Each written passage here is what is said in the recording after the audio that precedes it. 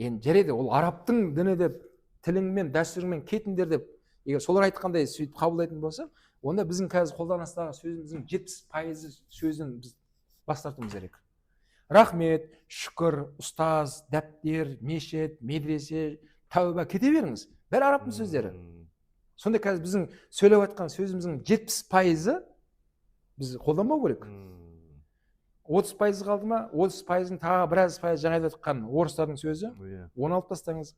Сонда бізде не қалды деп жатқан сөзі, сұрақ бар жағында. Біз қай тілде, қай сөзді қолданамыз? Жарайды, шүкір арабтың сөзі бұл. Орнына не қолданамыз? Балама бар ма? Екіншіден, шүкір, немесе рахмет. Арабтың сөзі бұл. Рахметті қолданбаңдар, сен араб қылысыңдар деп жатыр да? Жарайды, рахметті қолданбайын. Орнына не айтамын мен қазірге? Екіншіден, рахмет деп айтқан кезде бұл сөз мені бұзып жіберді ма? Менің мінезіме әсер етті ма? Бұл қандай мағына бұл?